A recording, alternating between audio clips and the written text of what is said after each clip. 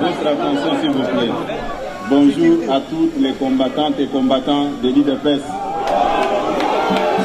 Notre communication de ce jour, je vous prie de vous tenir debout en observant une minute de silence en mémoire de nos frères et sœurs de l'Est. Juillet 2022. Le lundi 18 juillet 2022, M. Jean-Marc Kabound, député national élu sur la liste de l'IDPS, ancien secrétaire général et président par intérim de l'IDPS Tshisekedi, récemment exclu du parti pour, entre autres, détournement de plusieurs millions de cartes de membres.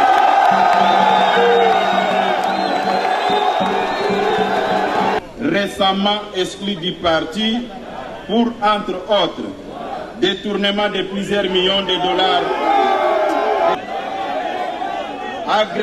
agression d'un élément de la garde républicaine, ainsi que monnayage et honteux des postes de responsabilité destinés à l'IDPS,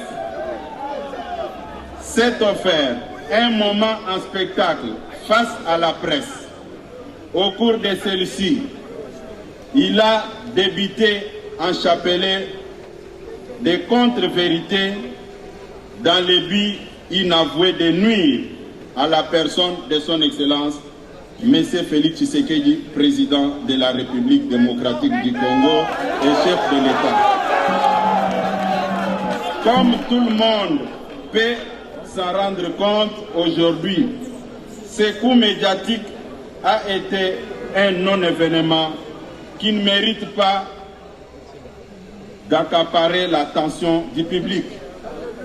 Ça a été un coup de pétard mouillé et une nuée de fumée déjà engloutie dans l'atmosphère. L'Union pour la démocratie et le progrès social IDPS Tshisekedi en sigle a suivi ces déclarations qu'elle considère comme injurieuses, diffamatoires et séditieuses, dirigées non seulement contre le parti, mais aussi contre son Excellence, Monsieur le Président de la République. En effet, plutôt que de dire à l'opinion les raisons profondes qui ont conduit à son exclusion de l'IDPS, M. Jean-Marc Kabound, un homme frustré, a volontairement choisi d'extérioriser ses frustrations en débitant des mensonges dans le but de distraire et de tourner l'opinion nationale dans son élan de la mobilisation et de solidarité avec nos forces armées engagées sur les champs de bataille sous le leadership du commandant suprême des forces armées et de la police Son Excellence, Monsieur le Président de la République, Félix Tshisekedi Tshilombo, et sur le parti UDPS qui lui a tout donné. Dans les lignes qui suivent, nous vous exposons la personnalité de M. Jean-Marc Abound pour vous permettre de comprendre sa vraie nature, qui justifie tous les faits et actes passés et présents, avant de révéler et de tordre les coups à ces contre-vérités avec chiffres à l'appui. Les vraies raisons de l'exclusion de M. Jean-Marc Abound de l'UDPS, poussé par la folie du pouvoir, les malins de Jean-Marc Abound ne s'étaient jamais empêchés de s'ériger en justicier qui non seulement s'est donné l'audace d'interpeller les gens, mais aussi infliger, sans titre ni qualité, des châtiments corporels à ses victimes. Il ne se gênait pas de confisquer les biens d'autrui, dont les carrés miniers et autres biens matériels. Confisquer les biens d'autrui, dont les carrés miniers et d'autres biens matériels. Il se réclamait d'être héritier de Tshisekedi. Tous les combats menés par Étienne Tshisekedi, il ne s'est jamais octroyé les biens d'un paisible citoyen. À titre d'exemple, au mois de novembre 2021, Sir Jean-Marc Abound avait ravi les carrés d'un paisible citoyen congolais sans juste motif. C'est à la suite de plusieurs interventions lui faisait comprendre que son comportement ne reflétait en rien l'esprit tshisekidiste et notre idéologie socialiste. Que cette mine a été restituée à son propriétaire, provoquant la sainte colère de Jean-Marc. Ce comportement barbare et immoral. Son comportement barbare et immoral ne discréditait pas seulement son auteur, mais aussi le parti qui se trouvait par ces faits mis en marge de l'idéal de l'état de droit prôné par nos pères fondateurs qui avaient consenti d'énormes sacrifices et payé l'effort de leur vie pour sa matérialisation.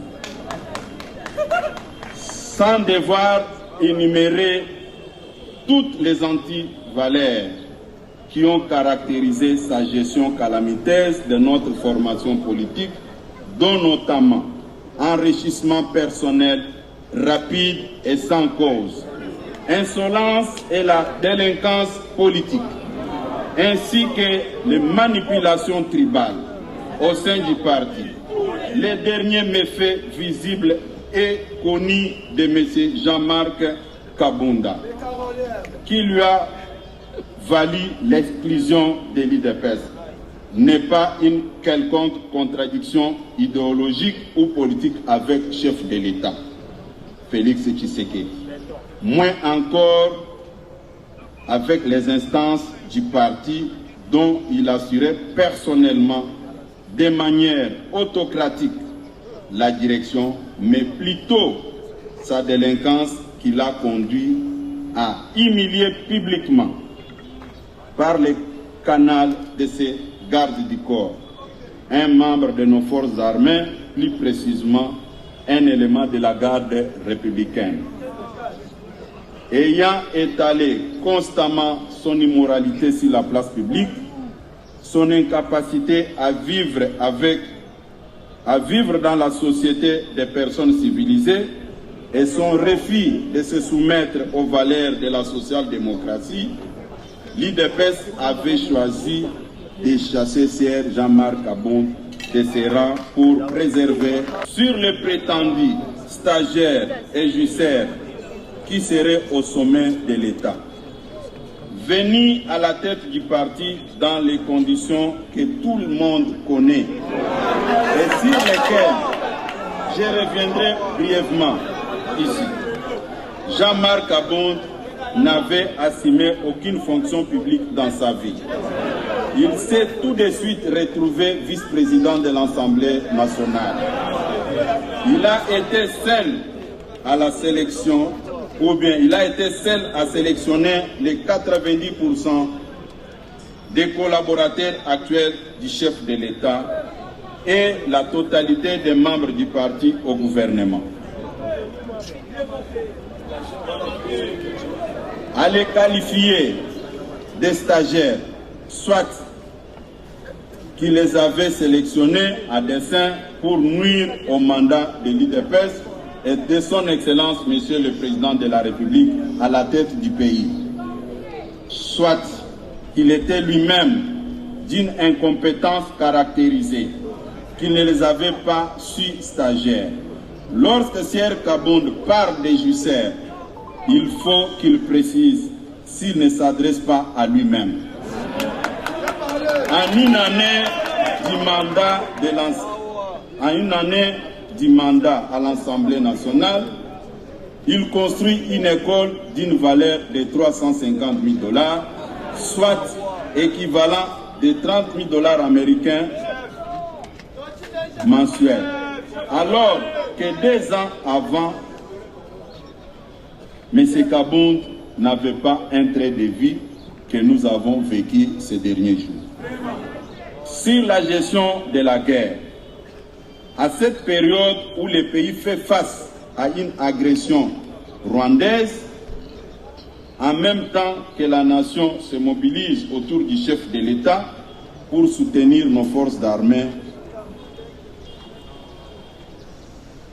l'UDPS est surprise par les déclarations tapageuses et irresponsables débitées par Sier Jean-Marc Kabonde, affirmant sans preuve que le régime Tshisekedi n'a rien investi dans l'armée. Par ces déclarations, M. Jean-Marc Kabonde a montré clairement son acquaintance avec les ennemis de la République et devrait désormais être traité des traîtres de la nation. Car, plus que jamais, notre armée n'a jamais occupé les centres de préoccupation de nos dirigeants plus que maintenant. Les militaires sont recrutés, formés, équipés. Des efforts visibles sont consentis pour améliorer leurs conditions de vie. J'en passe. Sur les prétendues faibles mobilisations des recettes.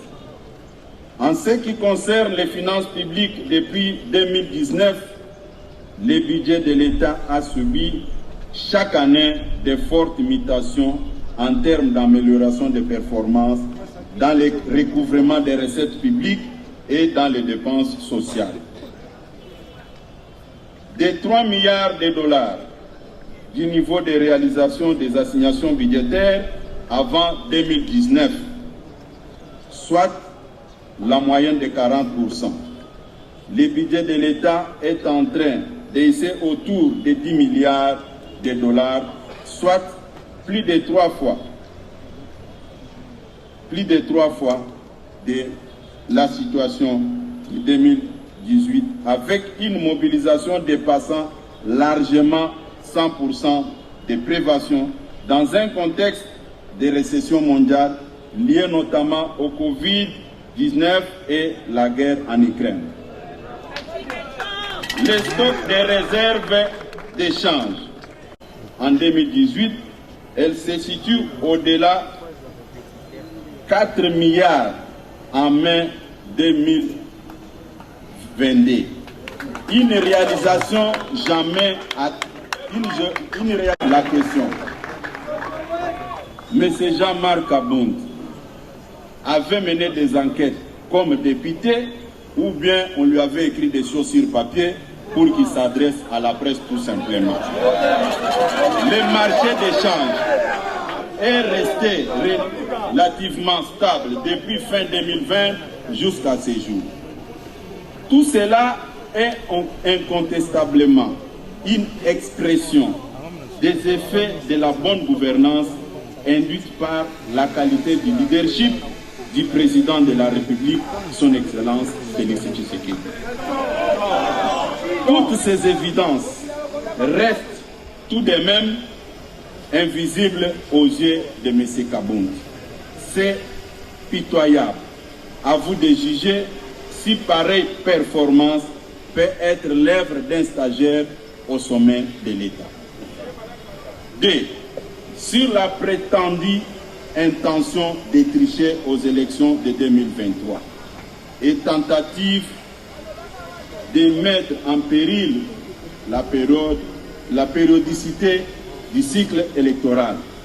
À une année de la convocation du corps électoral, la Commission nationale électorale indépendante, difficilement mise en place, accusée à son installation 28 mois de retard.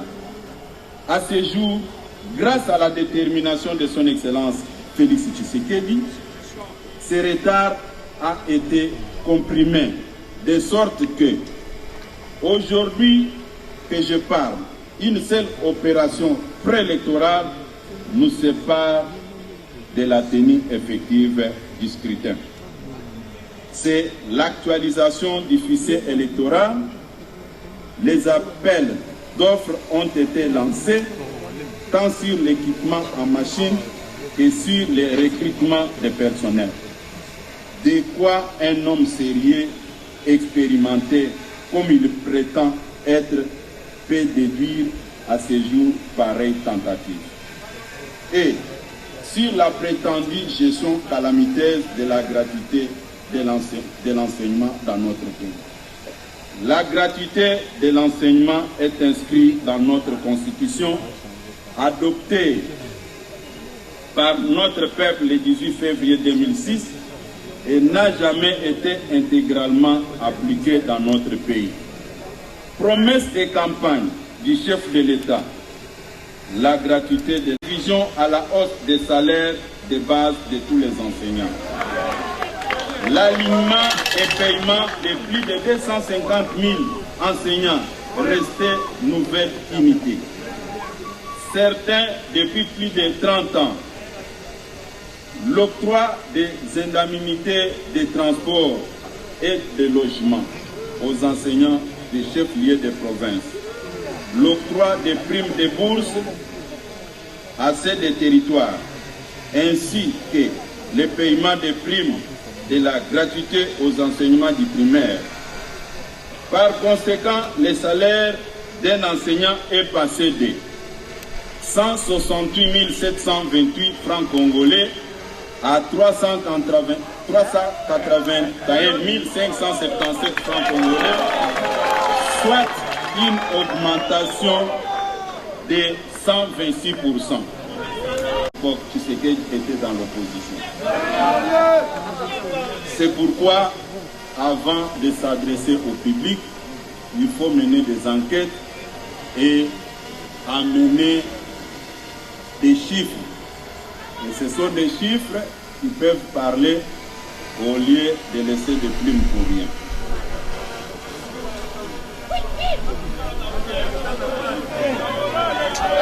De Jean-Marc, comme député, alors à l'époque deuxième personnalité de l'Assemblée nationale, n'a pas touché d'un seul coup lors des discussions de ce dossier à l'Assemblée nationale.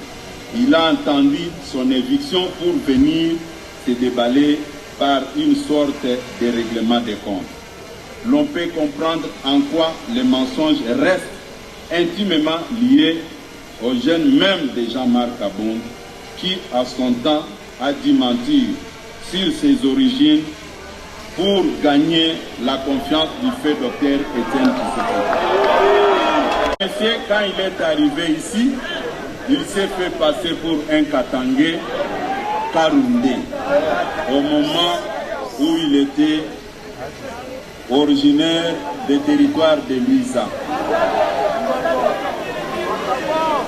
Le deuxième élément, des fils de son état, il avait menti encore qu'il était licencié en relations internationales.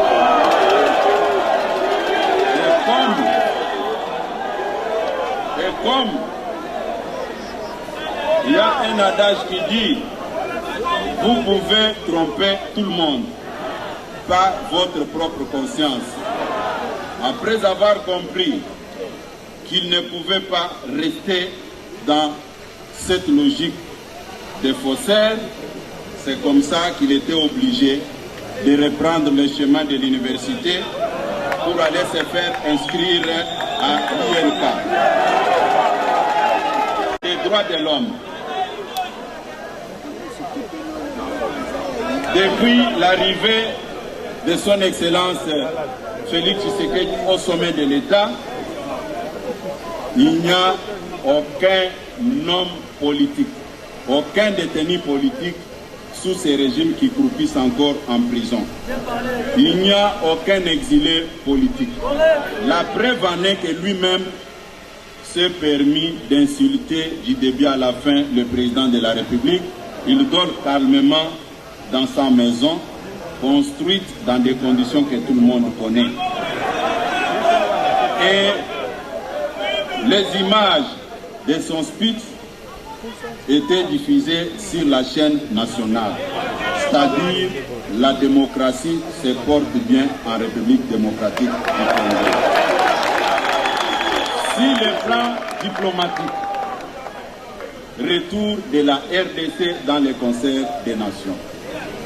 Le leadership de son Excellence Félix Tshisekedi était confirmé lors de sa prise de fonction au sommet de l'Union africaine.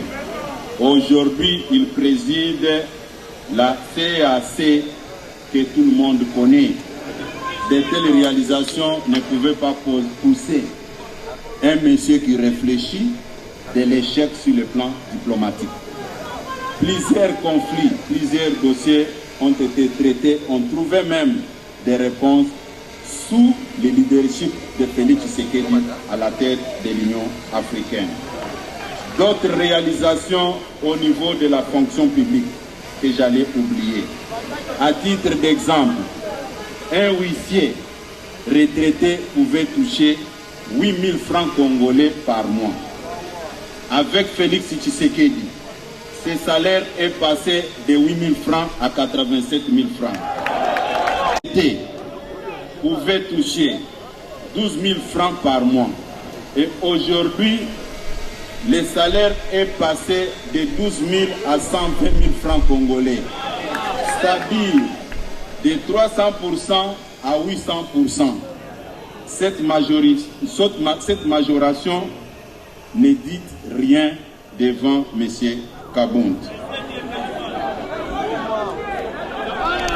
Des bons voisinages que tout le monde prône n'avait pas de la place chez M.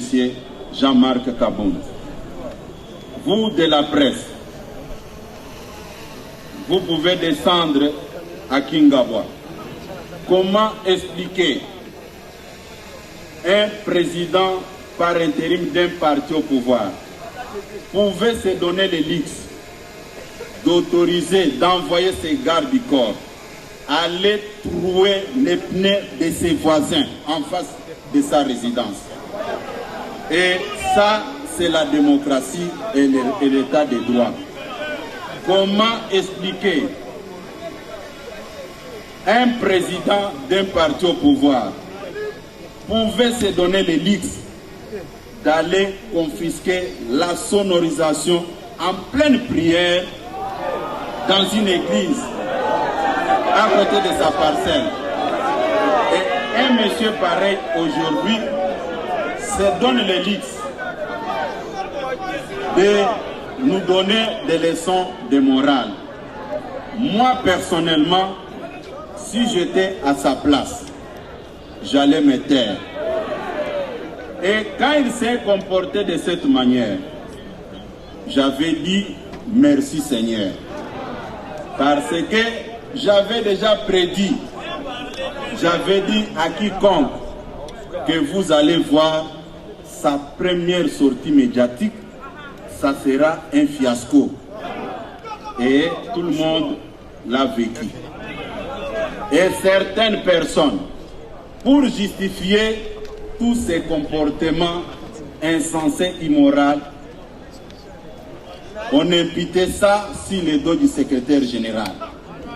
Comme quoi, c'est lui qui induisait ces derniers à commettre les fautes.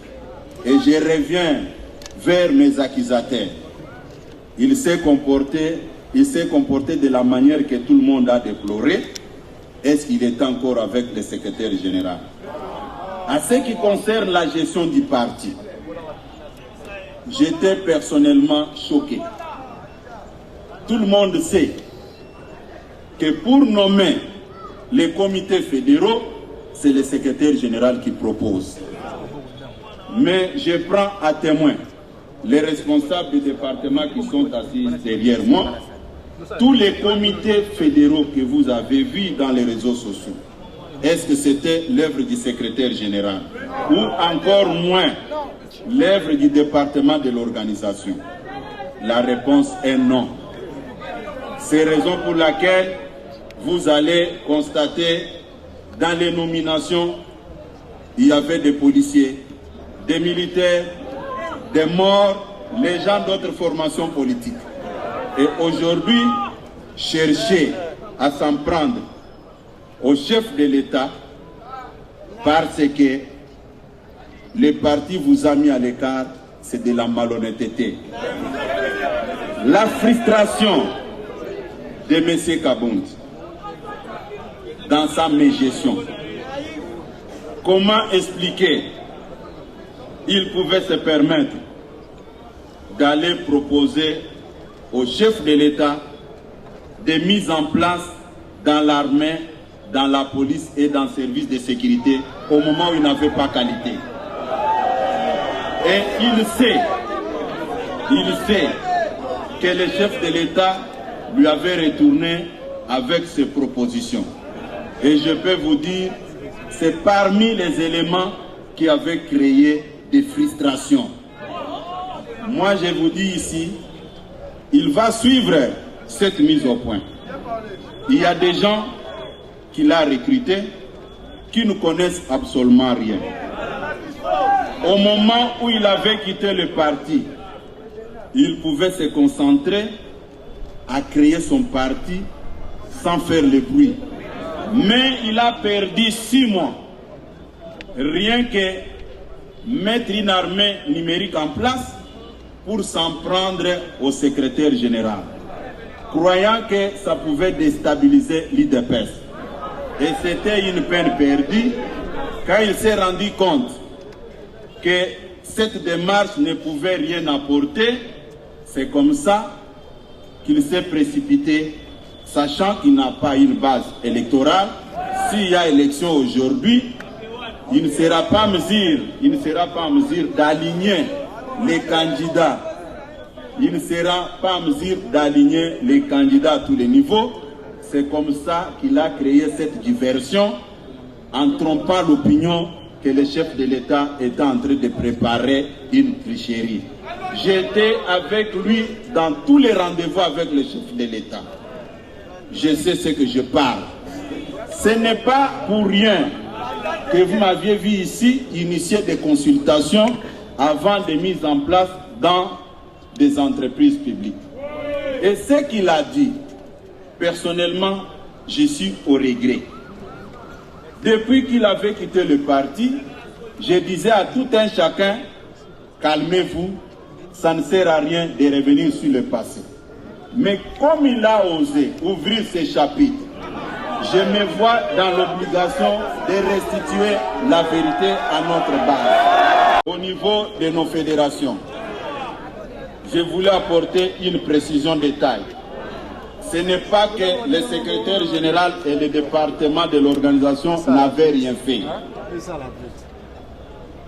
On avait mis toutes nos énergies en place pour proposer les comités fédéraux à sa signature.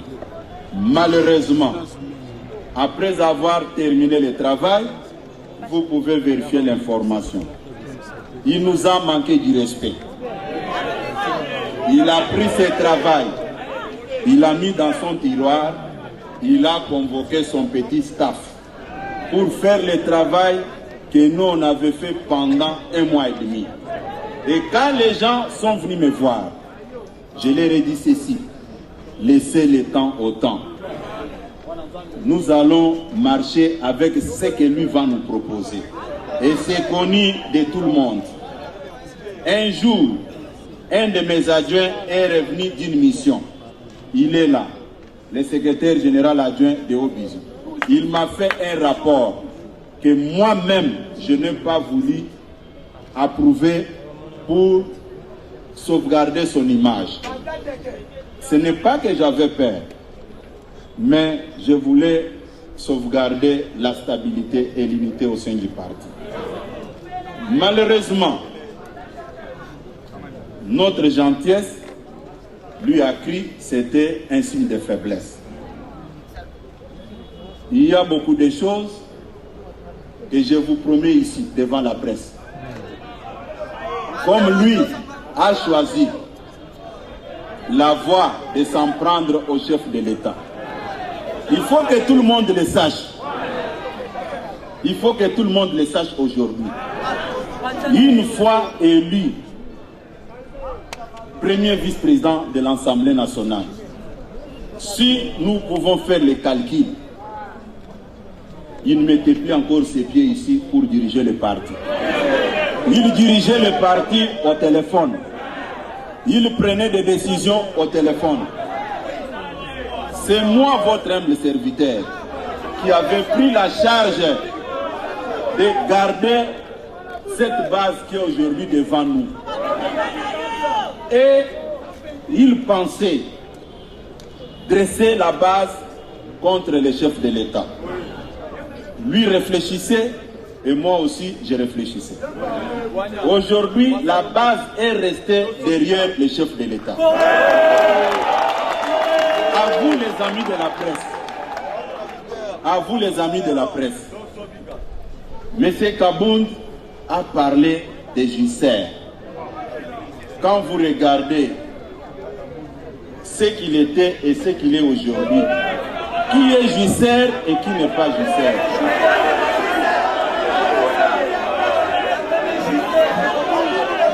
Chers amis de la presse, là où moi je n'étais pas d'accord avec vous, M. Kabound s'est permis de vous importuner. Quand il a évoqué l'aspect des réalisations des recettes, mais il fallait qu'il vous présente des chiffres comme je l'ai fait maintenant. Il ne l'a pas fait et vous avez applaudi et vous êtes parti. À la prochaine occasion, il faut poser des questions. C'est la moindre des choses. Il y a certains compagnons d'élite qui ne voulaient pas que je puisse parler. Ils ont avancé des arguments. À ton rang de secrétaire général, tu ne peux pas répondre à Kabound. J'ai dit non. C'est comme aujourd'hui, quelqu'un vient attaquer votre papa, comme vous êtes habillé en tenue de couleur blanche, vous dites que non, je serai sali. Je dois d'abord défendre mon père et les habits, on verra après. La presse. N'hésitez pas un seul instant, chers amis de la presse, n'hésitez pas un seul instant, n'hésitez pas un seul instant de venir vers moi si vous avez une quelconque préoccupation. Et vous êtes témoin. Depuis que M. Kabound était devenu premier vice-président de l'Assemblée nationale, il ne prenait aucun journaliste au téléphone. Est-ce que c'était une considération? Aujourd'hui, quand il s'est retrouvé dans cette position, il a fait appel à la presse. Ce qui n'est pas du tout correct, c'est que l'homme ne peut pas récupérer la parole que vous sortez dans votre bouche et le temps perdu. Je pense nous avons dit l'essentiel. Ceux qui ont des questions, nous sommes à votre disposition pour